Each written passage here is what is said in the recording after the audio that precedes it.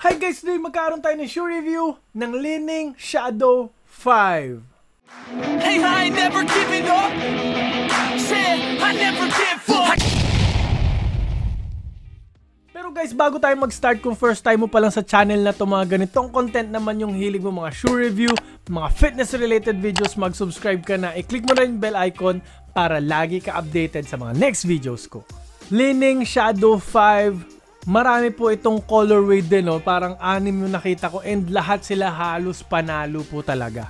Actually maganda yung ang design ng Li-Ning palagi. Nung pag-post ko nga nito sa My Day ko, no, marami kagad yung nagtanong ng detalye nito.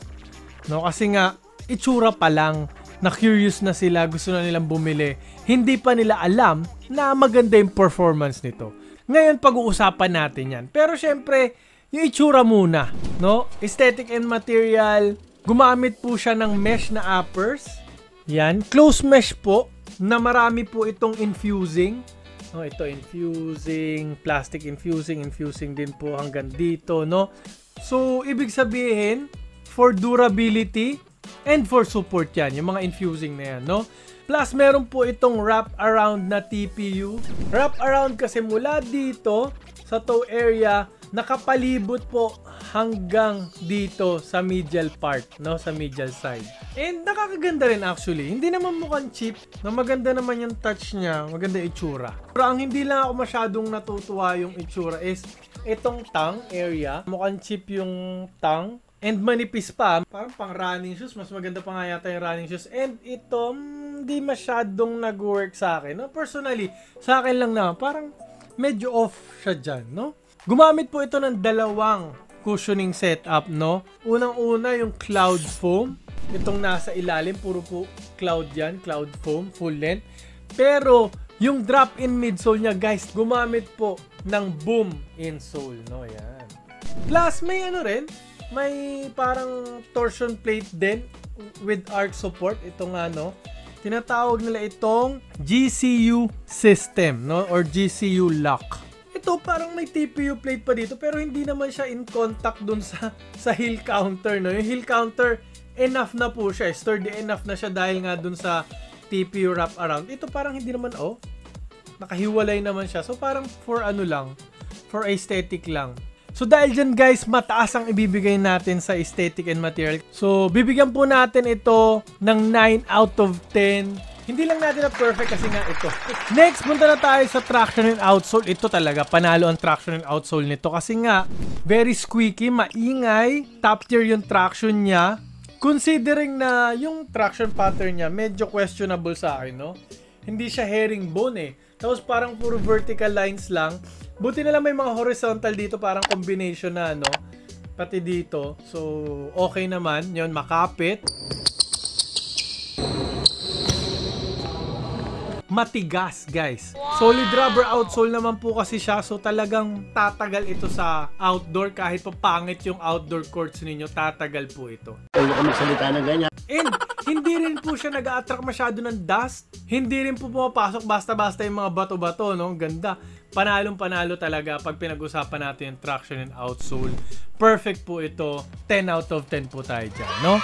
Next, punta na tayo sa safety and support. Very supportive po yung uppers nito, no? Kasi puro infusing. Puro infusing.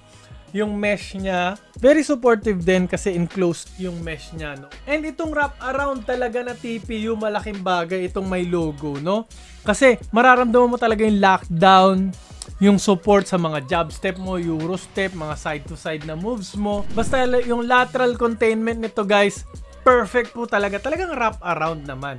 Hanggang heel, mararamdaman mo yung support dito. Actually guys, perfect yung heel counter niya. Very supportive, sturdy enough, pero comfortable pa rin naman.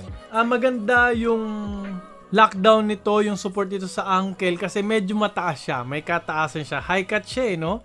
Plus may arch support, no? And may torsion or twisting support din po ito. Outrigger niya guys, makapal naman. Iwas tapilok, lapad no? So yun, very supportive po talaga na sapatos to. Hindi, wow. So dahil dyan guys, bibigyan ko ito ng 10 out of 10 sa safety and support. Kasi very supportive na sapatos. Wala na akong hahanapin pa. Talagang bagay na bagay sa mga centers power forward po ito, no? Next, punta na tayo sa fit and comfort. Ito guys, no, hindi masyadong padded. Though dito sa heel area, okay naman siya, well padded. And dito sa side, saka sa toe area, parang sufficient lang. Okay lang yung padding, no? Sakto lang. Yung weight nito guys, 0.98 pounds po. Yun, nag-focus ka din. Ito magaan. Magaan po siya, maybe because kulang nga yung padding, no? Ang masarap sa pakiramdam, maganda yung fit kasi nga one-piece body siya, no? Wide foot friendly, no? Napakaganda ng pakiramdam sa loob. So, wag po sana tayo magsapatos na masyadong narrow, masyadong snug. Okay, ganito po yung maganda para sa mga paa natin. So, sa fit guys, true to size po kayo, no? Follow nyo po yung Euro size ninyo sa Nike or Adidas, no? True to size po. Yung heel to toe transition, okay naman kasi may arc, maraming 4-foot flex, So, dahil dyan guys, fit and comfort, mabibigyan ko po siya ng 9 out of 10. Hindi ko lang na perfect dahil dito sa yung padding, parang gusto ko lang ng konting padding lang naman yung hinihingi ko. Next, punta na tayo sa breathability. Okay naman ang breathability nito dahil sa tang na napakanipis, no? Butas-butas ng malalaki yan. No, pero kasi dun lang lumalabas and pumapasok yung hangin. Ito kasing mesh na to, hindi siya masyadong breathable yung material na yan, no? Kasi very enclosed siya, very supportive naman kasi, no? Pero very enclosed po siya, hindi talaga papasok yung hangin. No, parang mga 10% lang. So dahil dyan, breathability, sakto lang yung score natin, bibigyan po natin siya ng 8.5 out of 10. Okay, mataas pa rin naman. Next, punta na tayo sa cushioning. Ito panalo talaga yung cushioning setup nito, guys. Kasi yung cushioning setup nito, balance, no? Dahil okay pa rin yung court feel niya. Lalo na dito sa 4-foot area. Hindi sobra-sobra, okay lang yung court feel. Hindi masyado ring mataas yung heel drop. So, sakto lang. Gusto ko yung ganon. Ayaw ko na masyado mataas. Nakakapapulikat yan, guys. And takaw injury yan, no? Nakakapatapilok din yan. Ito okay lang. Maganda yung impact protection. Kasi nga, alam naman nating lahat na ang boom cushion, no? Yung parang nitrogen-infused foam, is maganda impact protection and very bouncy. Panalo yung energy return nito, guys. By the way, guys, gumamit ito ng drop-in midsole. First time ko gumamit ng drop-in midsole and natuwa talaga akong sobra. Iba pala yung feeling pag gumagamit ka nun. Mas malambot talaga, plush. Kasi nga naman, yung paa mo nakaapak na mismo sa midsole. Unlike syempre sa mga usual na sapatos na may insole pa bago yung midsole tapos syempre outsole. So 3 layer yan kaya minsan mas stiff, mas tumitigas na. Unlike sa dito, no, 2 lang or na drop in midsole nga. Yun na nga yung nauuso ngayon no, parang malakobi na mga sapatos. Plus yung straddle board nito no, is made of mesh.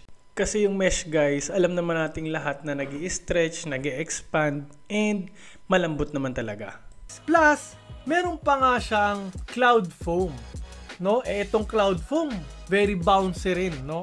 And dahil nga okay pa rin naman yung court feel niya, kahit pa paano, no? Responsive pa rin naman siya. I feel quick pa rin naman sa sapatos na to. So dahil dyan, perfect ang mabibigay ko sa kanya, no?